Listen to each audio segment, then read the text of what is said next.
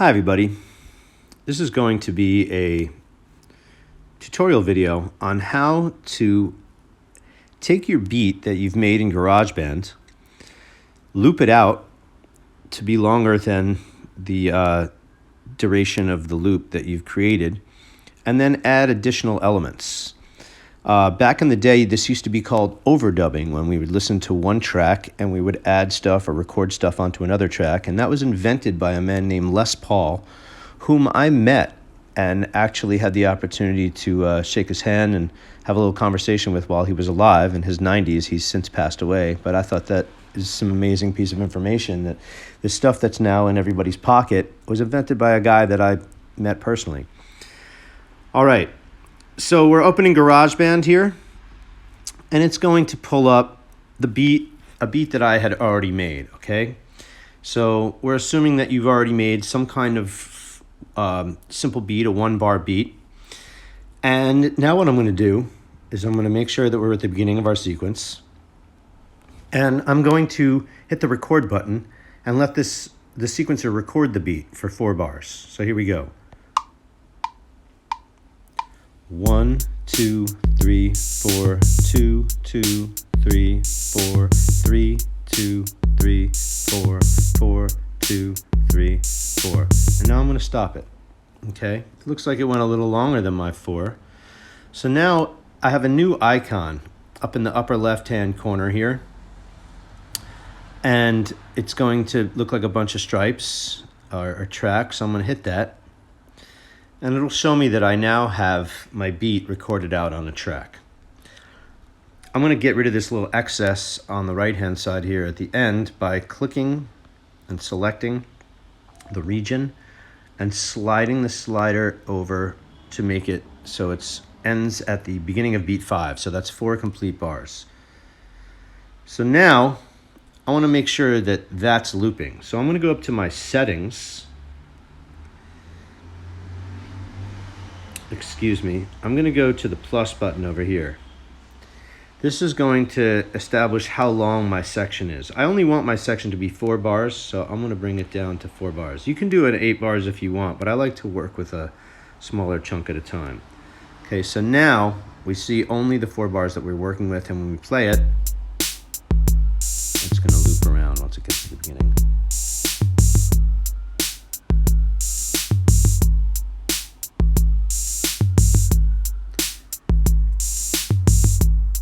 Okay, now I want to go back to the beginning and I want to add some piano chords. So what I'm going to do is I'm going to go to the lower left-hand corner to the plus sign down here and hit that, and that's going to add a new track. Okay, so we're going to scroll through and we're going to find our piano, our keyboard. I'm just going to hit the main keyboard icon here, and that's going to give us a sound. Now, in order to choose my sound, I'm going to go to the upper left-hand corner where we actually opened our song initially, in the previous video that is, and I'm going to select the piano that's on right now, and I'm going to go to a grand piano. Okay, let's see. Good. So that's going to give me a natural piano sound. And now I'm going to play along for a second and see what I want to do before I actually record.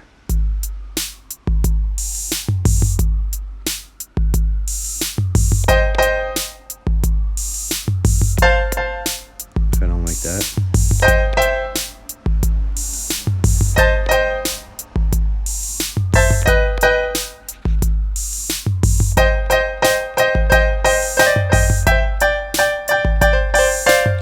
All right, this keyboard's a little bit difficult to play, so I'm going to try something simple for now.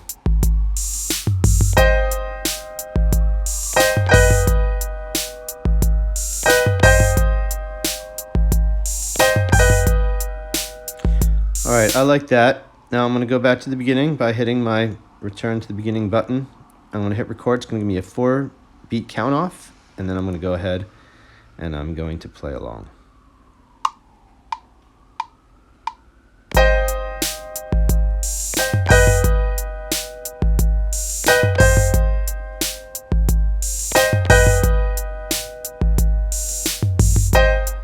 All right, now if I stop that, I go back to the beginning, that should be playing along. By the way, I can go up to the upper left-hand corner again to that third button and click on there, and now I can see my tracks.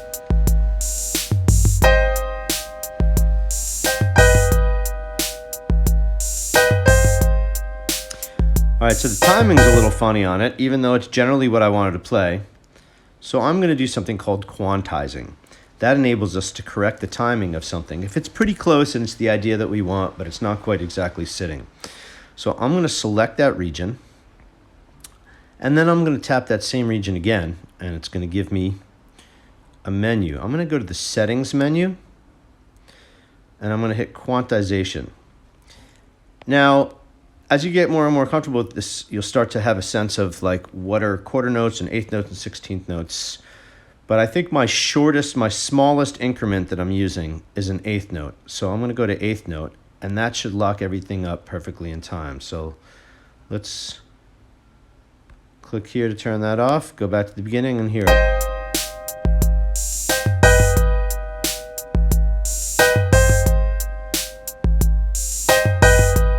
There you go. Now, I don't always quantize everything, but it sometimes helps. All right, let's add one more piece. Let's go and add a bass line. So we're going to go back to the Add button on the lower left-hand corner. I'm going to press that. And then we're going to go to the bass function. I'm going to go to the actual bass because I like playing what looks like the interface of the actual bass, but you can do this, you can go to the keyboards. There's a bunch of bass sounds on the keyboard too.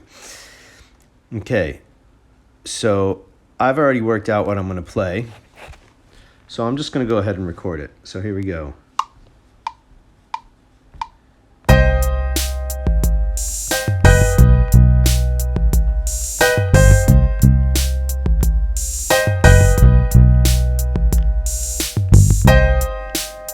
Okay, so let's see how that sounds.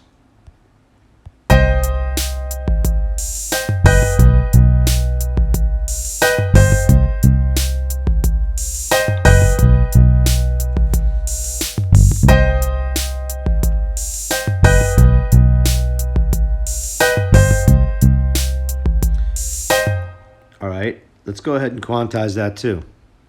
So I selected the region. I'm going to click it again, go to Settings, go to Quantization, and this is also eighth notes.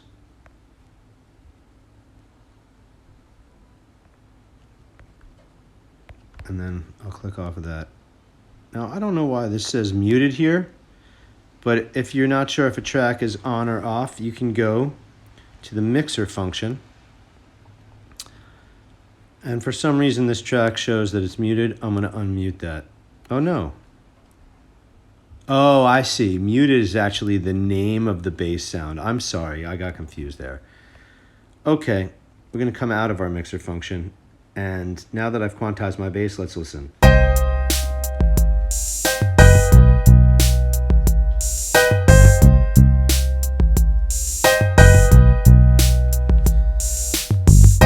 And there you go. You can use any sounds, any elements, but the idea is to get stuff that sounds like it works together and that's communicating with each other. So until next time, thank you and enjoy the rest of your day.